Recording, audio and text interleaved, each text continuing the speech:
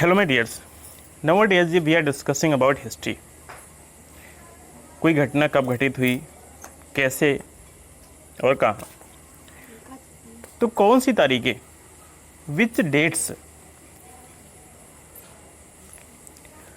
वही what criteria do we choose a set of dates as important. हम कौन से जो क्राइटेरिया है उसको चूज करें, उनको महत्वपूर्ण मानने का क्या पैमाना है, क्या स्केल है. The dates we select, the dates around which we compose our story or the past are not important on their own. जैसे हम कोई तारीखें चुनते हैं, जिन तारीखों के आसपास हम अपने अतीत जो हमारा पास्ट है उसकी कहानी को कंपोज करते हैं, बनाते हैं, या अपने आप में जो वो तारीखें होती वो इम्पोर्टेंट नहीं होती हैं, are not important on their own. They become vital because we focus on a particular set of events as important. वो वाइटल कब हो जाती हैं, महत्वपूर्ण कब हो जाती हैं, जब हम उनको कुछ खास घटनाओं से जोड़ के चलते हैं, मान के चलते हैं. If our focus on steady changes, if we begin to look at a new issues, a new set of dates will appear significant.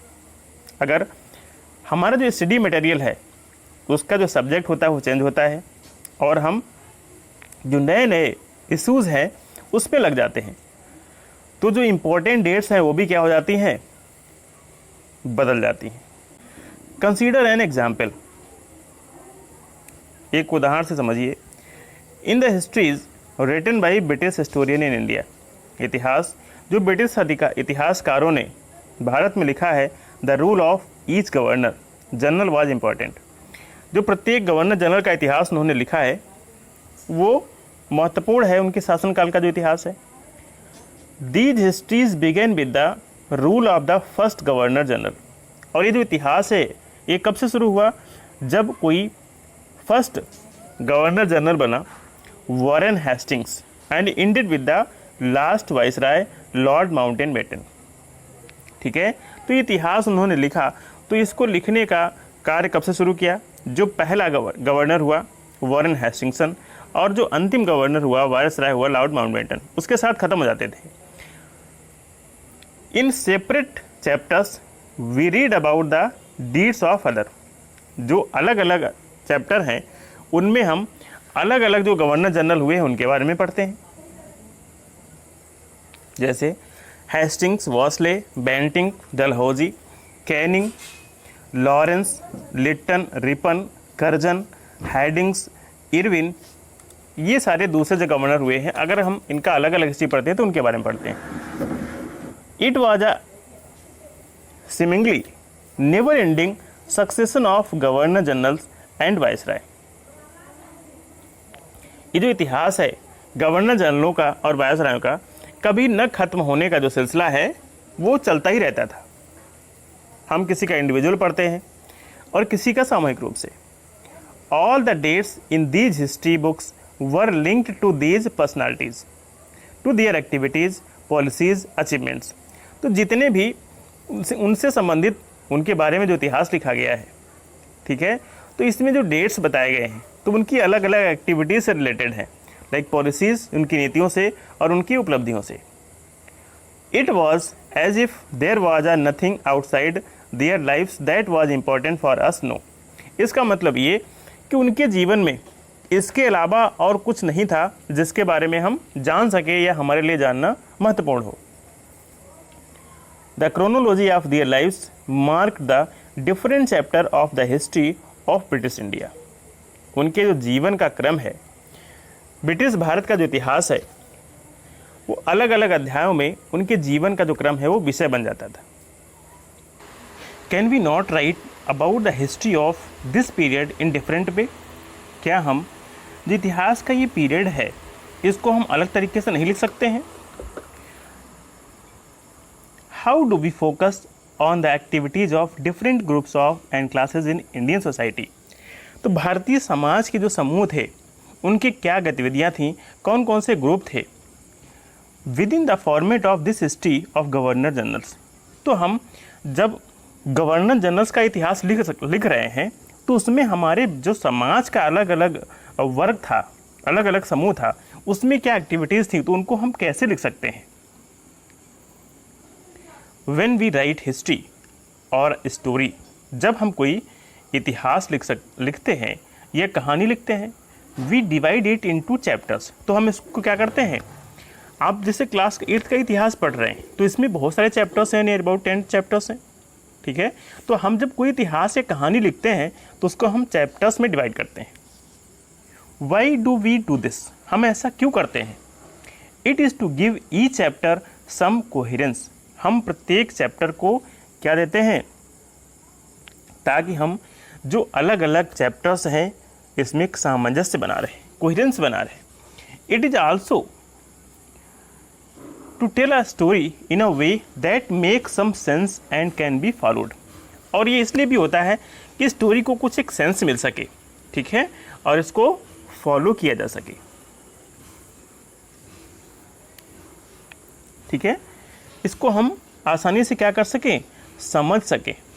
In the process we focus only on those events that help us to give shape to the story we are telling, ठीक है। एक प्रक्रिया है, एक process है जो focus करता है उस घटनाओं पे, उस दौरान जो घटित हुई हैं, इससे हमें हेल्प मिलती है उसको समझने में। जो भी हम बातें उस इतिहास के बारे में बता रहे हैं तो उन घटनाओं के बारे में फोकस करते हैं। इन the histories that revolve around the life of British governor generals, इतिहास जो ब्रिटिश गवर्नर जनरल्स के आसपास घूमता है, ऐसा इतिहास जो उनके आसपास केंद्रित किया गया है। The activities of Indians simplify do not fit, तो भारतीयों की क्या एक्टिविटीज़ थी जिस समय अंग्रेज़ गवर्नर थे, तो अगर हम उनका ही इतिहास लिख रहे हैं तो भारतीयों का जो एक्टिविटीज़ है, ठीक है, वो इसमें फिट नहीं बैठता है। दे हैव नो स्पेस, उनको इसमें जगह नहीं मिलती, स्थान नहीं मिल पाता है। What then do we do, तब हम क्या करें। क्लियरली, स्पष्ट रूप से, we need another format for our history, तो हमें अपने इतिहास का एक दूसरा फॉर्मेट चाहिए। We need another format of our history. This would mean that the old dates will no longer have the sufficient significance they earlier had. परिणाम स्वरूप जब हम ऐसा करेंगे, एक दोबारा से इतिहास लिखेंगे, तो जो पीछे घटनाएं हुई हैं इतिहास में, उनका इतना महत्व नहीं रह जाएगा। हमको अलग से खाका बनाना पड़ेगा। A new set of dates will be become more important for us to know, हमें इतिहास की तारीखों का एक नया सेट बनाना पड़ेगा। जिन तारीखों को अभी तक इम्पॉर्टेंस दी जा रही है, महत्व दिया जा रहा है, उनकी अपेक्षा हम जब नया इतिहास लिखेंगे अपनी भारतीय सोसाइटी को ध्यान में रखते हुए, तो हम फिर नई तारीखों को पढ़ेंगे। हाउ डू वी पीरियडाइज, हम अवधियां जो होती हैं, पीरियड होते हैं, उनको कैसे तय करते हैं। 1817 में स्कॉटलैंड का एक अर्थशास्त्री है और राजनीतिक दार्शनिक है, जेम्स मिल। इसने 3 बहुत बड़े बड़े विशाल खंड बनाए। इसमें a history of British India नाम की एक किताब लिखी है उसने। In this he divided Indian history into 3 periods, इसने भारतीय इतिहास को 3 भागों में बांटा, हिंदू, मुस्लिम एंड ब्रिटिश। कौन कौन से, Hindu, Muslim and British. This periodization came to be widely accepted, और ये जो उसने किताब में इतिहास लिखा, 3 भागों में बांटा, इसको जो ये काल था, इसको अधिक लोगों ने समर्थन दिया, मान लिया। Can you think of any problem with this way of looking at Indian history, क्या आप ऐसा विचार कर सकते हैं कि भारतीय इतिहास को इस तरह समझने में आपको कोई समस्या है। Why do we try and divide history into different periods, हम इतिहास को अलग अलग भागों में डिवाइड करने की कोशिश क्यों करते हैं, अलग अलग कालों में बांटने की कोशिश क्यों करते हैं। We do so in an attempt to capture the characteristics of a time, its central features as they appear to us। इसका कारण है कि इस दौर में जो भी मुख्य घटनाएं हुई हैं, मेन इंसिडेंट हुए हैं, इसकी जो मुख्य विशेषताएं हैं, इनके आसपास हम क्या करते हैं, जो मेजर इंसिडेंट हुए हैं, एक्टिविटीज हुई, उनको केंद्रित करने की कोशिश करते हैं। So, the terms through which the paradise, that is, demarcate the difference between periods become important। इस प्रकार ये महत्वपूर्ण हो जाता है कि जिनके सहारे हम समय को बांटते हैं, ये टाइम है, तो टाइम हमारे लिए क्या हो जाता है, इंपॉर्टेंट हो जाता है, क्योंकि टाइम को ही हम आधार मान के उन घटनाओं को बांटते हैं, डिवाइड करते हैं। दे reflect our ideas about the past, और इससे हमारे क्या विचारधारा था, क्या विचार थे पास्ट में, वो दिखाई देते हैं, रिफ्लेक्ट होते हैं।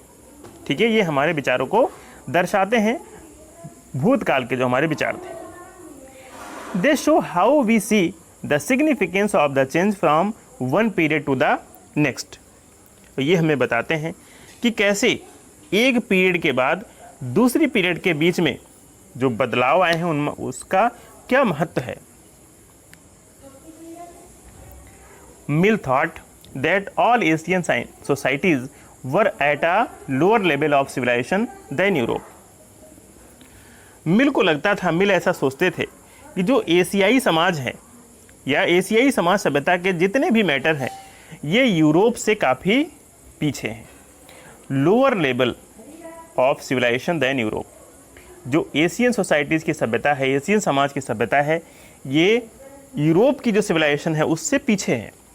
According to this telling of history, before the British came to India, Hindu and Muslim despots ruled the country.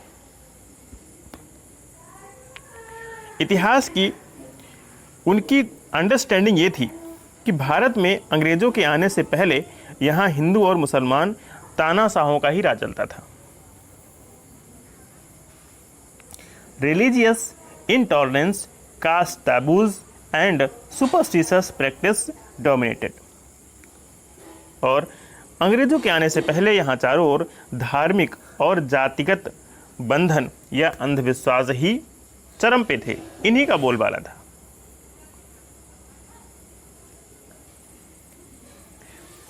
British rule, Mill felt, could civilize India.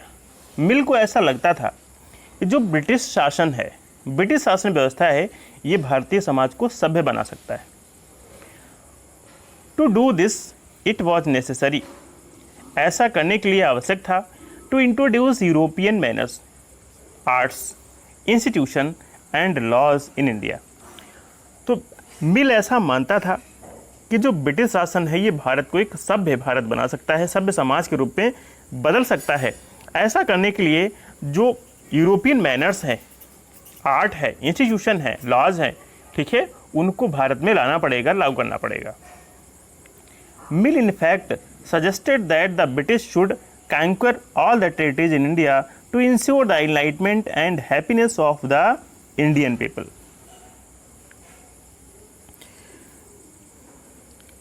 मिल ने यहाँ तक सुझाव दिया कि जो ब्रिटिश हैं उनको पूरे भारत पे क्या करना चाहिए, कब्जा करना चाहिए। क्यों? So that to ensure enlightenment and happiness of the Indian people, जिससे जो भारतीय लोग हैं उनको सुखी जीवन, ज्ञान, ये सब मिल सके। मिल ने यहाँ तक कहा कि जो ब्रिटिश हैं उनको भारतीय जो देश है, भारत है, भारतीयों को अपने अंडर में लेना चाहिए, जिससे इनको ज्ञान मिल सके, ये कुछ सीख सकें। For India was not capable of progress without British help. और वो ऐसा मानता था कि बिना अंग्रेज़ों की मदद से हिंदुस्तान कभी भी प्रगति नहीं कर सकता है। ये J.S. मिल का कहना है। What do you think about it?